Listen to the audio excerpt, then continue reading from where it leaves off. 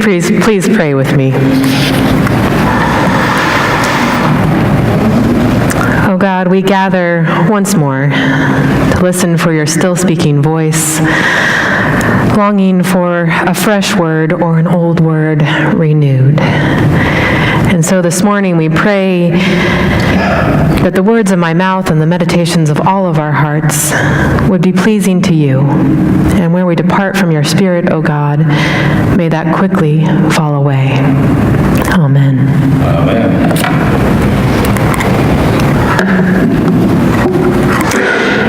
At the center of a city, a community emerged. Crowds of misfits flocked to it. Transgender, bisexual, lesbian, gay, asexual, pansexual, polyamorous, effeminate, butch, non-binary, cross-dressing, you name it. Here at the center of this crowd, demons full of lies and hatred were cast out. People were just able to be themselves and were celebrated for who they were. They found a refuge. Here they found a place of healing and rest. Here they sang. Here they danced. Here was church. A young preacher was among them, so strong and sure of herself. She preached from the stage with an angelic voice, carrying a melody that cast out the forces of hate and ushered in the forces of love and pride in such a powerful way that people just had to see what it was all about. Her name was Marsha P. Johnson. She was an African-American transgender woman, a prominent New York drag queen. But when people asked her about her gender or her sexuality, she just responded, "Pay it no mind." That, she said, is what the P in her name stood for. Of course, plenty of folks in the neighborhood didn't like this colorful, unorthodox church of hers. They didn't think it was church at all. A bunch of heathen miscreants, they called them. Some said they were insane, mentally ill, especially Marsha. He has an unclean spirit, they said. Yes, they misgendered her. It's not hard to imagine that some said she was Satan himself. But I can also hear her unwavering, proud, gravelly voice responding, "Honey, how can Satan cast out Satan?" Police officers in plain clothes invaded Marsha's sanctuary on June 28, 1969, as they had many times before. So fed up with being targeted by the police, this makeshift church, led by Marsha, began to riot. A New York Times article from 1994 by Rick Bragg describes them like this. The Stonewall Army was a mix of homeless teenage prostitutes who sold themselves in a little park across the street. A few middle-class gay men who came to dance, transvestites, poor Hispanic, black, and white gay men, college boys, a few lesbians, and uncounted passers-by who were swallowed up in the frenzy. It continues, they were people like Tommy Lanigan Schmidt, a penniless 21-year-old street survivor who had run away from home to live in a city where he did not have to be ashamed of being gay, and Stormy de Larveri, a woman who made her living on stage, dressed as a man, singing show tunes with 25 men dressed as women. They were people like Bob Kohler, a veteran of World War II and a middle-class man, who refused to lie about his lifestyle, and Sasha Loren, a former male hooker, who went on to become a fixture in gay New York. What it was, said Mr. Lanigan Schmidt, one of those there that night, were mainly a bunch of drag queens and hustlers who knew they were sane a long time before the American Psychiatric Association did. As some Stonewallers of that night, like Mario Modin, have reflected, we were terrible, just terrible. He said it was an uprising where men formed a chorus line in front of the police line and kicked like rockets as they sang in time to Ta-ra-ra-boom-day. We are the Stonewall girls. We wear our hair in curls. We wear our dungarees above our Nelly knees. It was an uprising where people blew kisses across the police barricade, and now and then someone would let fly a size 11.5 patent leather pump. But it was also, he said, an uprising where, at one point, the crowd tried to burn the officers alive and threatened to rape them. It wasn't a perfect response by any means. Violence rarely is.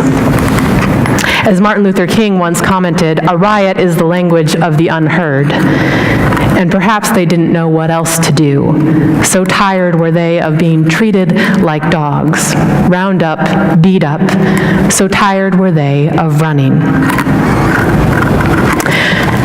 When the families of those Stonewallers came to the jail after those riots to take them away, I've heard stories that many refused to go with them, newly emboldened by their community's uprising.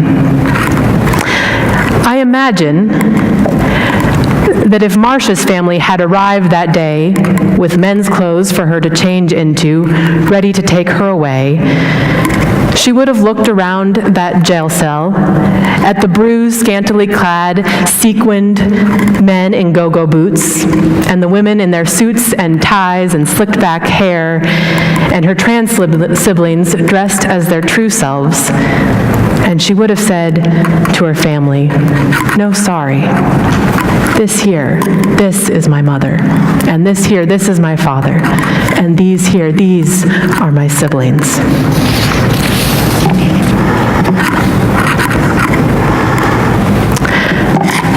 Jesus' followers didn't erupt into a riot on that day when the authorities raided their traveling makeshift church filled with misfits after finding out that Jesus had illegally been healing and casting out demons on the Sabbath. He and his followers didn't riot when they were accused of being mentally ill or demon-possessed or even being the devil himself. But this was just the beginning of their movement. They hadn't faced the authorities too much at this point. But long before Stonewall and Pride marches, long before Black Lives Matter protests, long before freedom buses, long before women suffragettes, Jesus and his followers, a bunch of poor, occupied Jews, showed us what it looks like to respond to the haters with pride, to keep being you, to keep doing you, no matter the pressure to conform, to prioritize family of choice, sometimes even over our family of origin. Because sometimes the people who are closest to you don't get you or your call from God. Sometimes they don't see the image of God in you. Sometimes they don't affirm the fullness of you. They don't understand that it is the Spirit of God that is at work in you, the Spirit of love.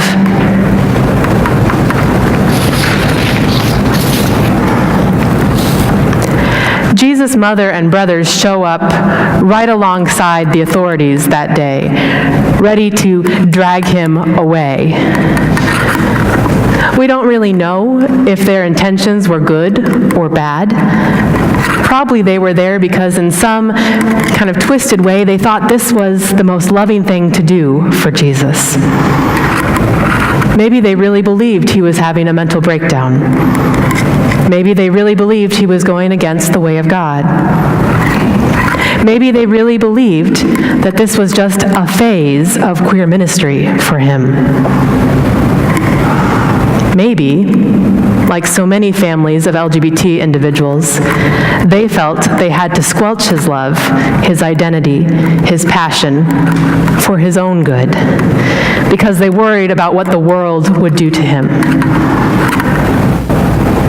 Jesus chooses family of choice over biological family on that day.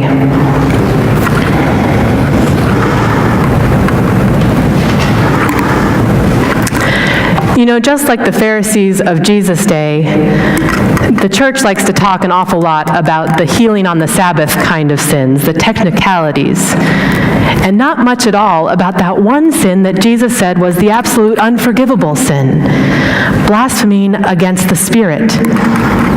And by that, I don't mean, and I don't think Jesus meant, yelling at God outside the hospital doorway of your dying loved one. I think Jesus very much understood that. I think what he meant was failing to recognize the Spirit, where the Spirit is alive and at work, or calling that Spirit evil instead of good.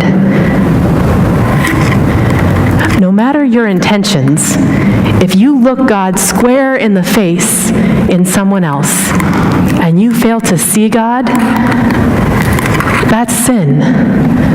That by nature will pull you away from God until it is rectified.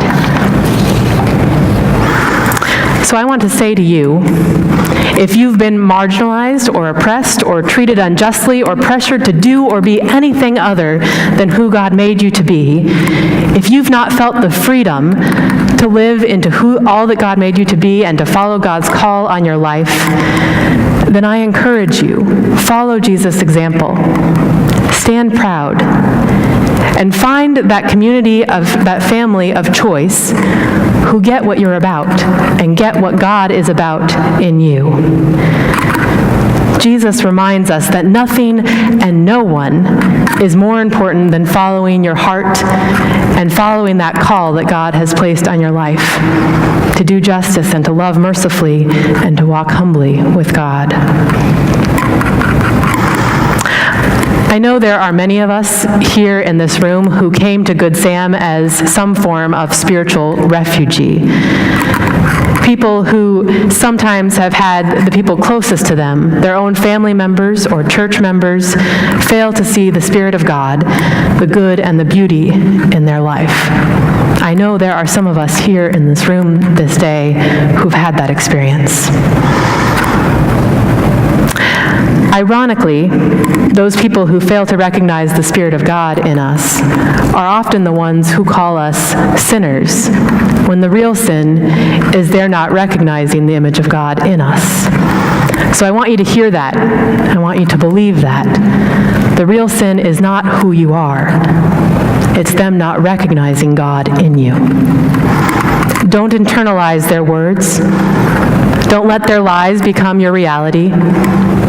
Don't listen to them mislabel the good and wonderful parts of your life and ministry, the God-filled parts, as bad. Don't let them take you, the real you, away. Don't let them take control over you. That would be the real demon possession. Instead, follow only the Spirit. She will guide you where you need to go. I also, however, want to challenge us, all of us in this room this morning, to think about those times when we may have been, or continue to be, like Jesus' family members or the religious authorities. Where are we failing to recognize the Spirit simply because she looks a little different, a little more wild, a little more glittery, a little more colorful than we expected? Where are we trying to subdue or control or take away or hide someone who is actually following the Spirit of God because we don't recognize her, or we do and we're fearful? We all do it at points, right? You know, after the Stonewall riots, the more straight-laced, cisgendered gays and lesbians tried to distance themselves from the less socially acceptable transgender and cross-dressing members of their community. The LGBT community became divided against itself. Despite all that they had gone through, the LGBT community has not been immune to discrimination, to intolerance, even hatred. And perhaps that's an even worse sin. Not just to fail to see the Spirit in someone, but to see the Spirit, the image of God in someone, and pretend you don't in order to protect yourself or to gain privilege. Jesus' mother and brothers were right to be scared for him. He ended up hanging on a cross. Marsha P. Johnson's body was found floating in the Hudson River when she was only 46. Taking pride in who you are and living fully into who God has called you to be, that can be a very dangerous thing. But we can never, ever hold each other back from it. I think there must have been some sort of reconciliation between Jesus and his mother, for we see her there in that scene at the foot of the cross, weeping on the day he's killed. And he doesn't reject her as he did on this day early on in his ministry. Instead, he asked the man, who the Gospel of John refers to as his beloved, to care for her and to comfort her.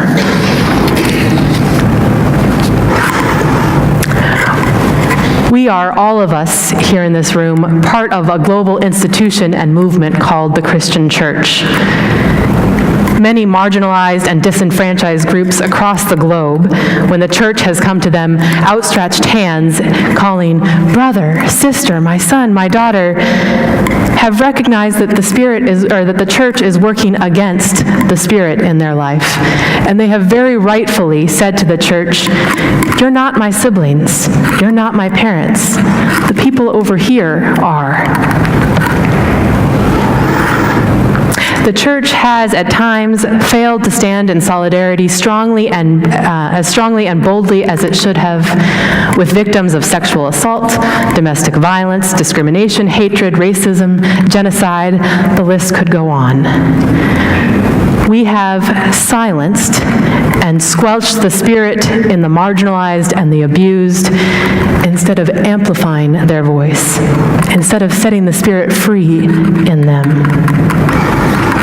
When I'm out and about in the world, I'm always aware that there is much Spirit blaspheming that I need to apologize for on behalf of the church. I hope you are too.